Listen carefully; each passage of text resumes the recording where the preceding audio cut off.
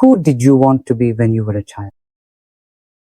Well, I didn't really have any clear idea of who I wanted to become. Did you have a childhood dream? No, I didn't have any dream. As I got older, I tried different things. I'm a multifaceted person by nature. I tried myself in different fields, in different directions. I mean, I would get a job here, work there for a while. I've always loved learning something new. In other words, developing myself. That's it. I found myself more well based on my qualities. I'm more. Well, that's how I ended up here. I discovered myself here. What's your favorite song?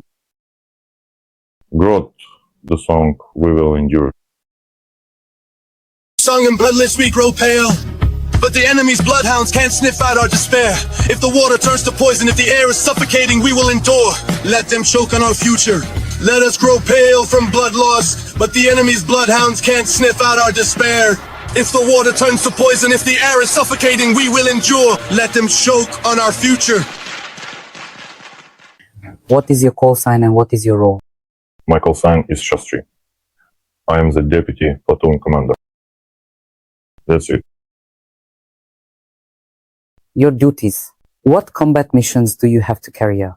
My duties are to ensure the combat readiness of the entire platoon, to make sure it successfully completes its combat missions, to maintain military discipline, and to support the morale and fighting spirit of the soldiers. That's it. I'm also responsible for the safekeeping of weapons. That's it. And, well, I support the guys. Are you strict and do you check everything? Of course. How did you end up in the special military operation? Through the military enlistment office, when I found out about it, well, basically, I had no doubts at all at first. I went to the enlistment office and right away they said, Koval, as they say, off you go. Did you get a draft notice? No, as soon as the special military operation started, I went. So you went to the enlistment office voluntarily? Yes. And why? Well, why? Because probably it was necessary. I know history, maybe not as well as some people, but I know the basics. And I know that my grandfather fought in the war. I honor, respect, and want these traditions that have been passed down to us to continue as well. Morality and spirituality, above all, that's what I want to support. And I'm not the only one here who feels this way. We are all here with the same goal. Do you remember your first battle? Yes, of course. In 2022, near Izyum, we were given the task to find downed equipment and check if it was possible to recover or evacuate. But on the way, we ran into a group of militants.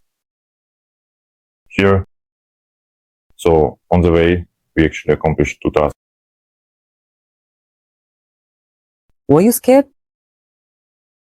Well, at first, I managed to pull myself together pretty quickly. Then, when it was all over, I thought, what exactly just happened? So the fear, it came to you after you realized what had happened, right? Afterwards, yes. Well, it was definitely a state of shock. I had never experienced anything like that before. But I knew I was prepared for it. I knew what I was getting into. So there was no room for any doubt. If you start doubting anything, it creates chaos. So it turns out you just can't doubt what you're doing in any way. That's the most important thing. What has been the hardest event that you have faced for you up to today? Losing a close comrade, it's very hard. For example, when you're already, well, so closely connected, you become like a single organism. And then suddenly one of our fighters is taken out. And at that point, well, still, yes, it's the loss of a comrade. There are a lot of friends here. Well, they're like brothers. Here, they're brothers. We all feel some. What do you personally consider to be the hardships of a soldier's life? Actually, there aren't any here. That's it.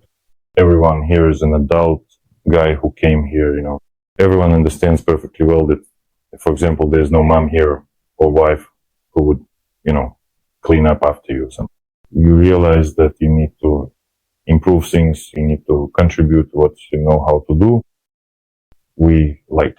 One might be a builder, another an electrician, another a cook. We bring all that together. We're actually doing pretty well. So what qualities that you didn't actually value in yourself before service turned out to be the most useful here? I don't know. At home, I was afraid to trust someone.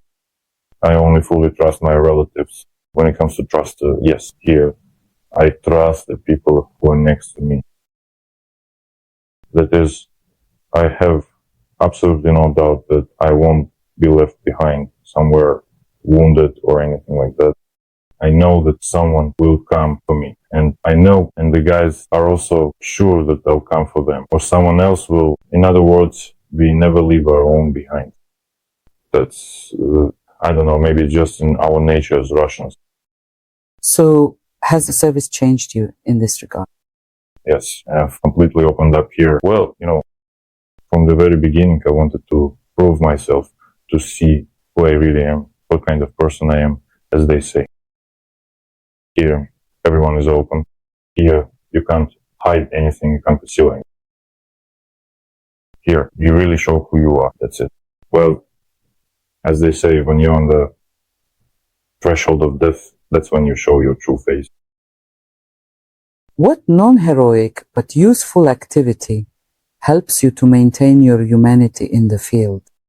Probably books related to military affairs or something like that, or playing chess on my phone or something similar. Well, you need to keep developing yourself, Also, the enemy isn't exactly a pushover either. They're strong, tough. Yeah, you have to be smarter, quicker. That's right. So it's about self-development then? Self-development, yes, first and foremost. In your opinion, what's the biggest misconception civilians have about the military? Well, most likely it's that everyone thinks people come back from war with messed up heads, that everyone's been through blood, sweat, and tears. But actually, that's not true. On the contrary, I think people come back from here calmer. They've already seen it though. That's it.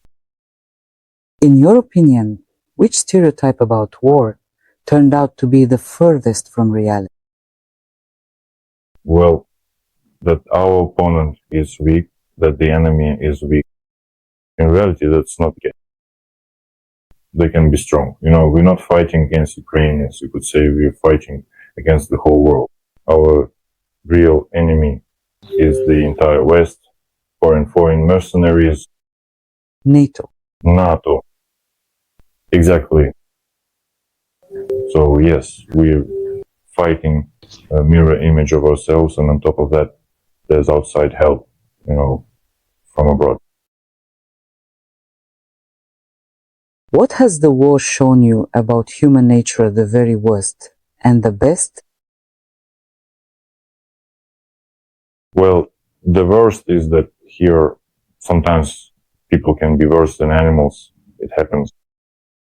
What they do, you just can't calmly watch it. Are you talking about the enemy now? Yes. But as for our side, of course, there's a good side. Like when a person, for example, you might think he won't be able to handle a certain task. You have some doubts about him, right? But then he proves himself many times over, doing truly heroic things. What do you value most in your fellow soldiers and in serving with the Ahmad Special Forces? That everyone here is just like me. We all have the same goal. Even though sometimes our faith may differ, we are all working toward the same. That's it. We also have a strong command structure. I can also approach my commanders and talk to them as equals. That's it. To find some common ground. That's it. Meaning, to suggest something of your own. We discuss all of that. This is action. That's it. So, yes, I am proud of the Ahmad Special Forces, proud to be here. With the experience you have today, what would you say to yourself on your first day of service? That I'm on the right path. That I am doing everything right. I didn't make a mistake.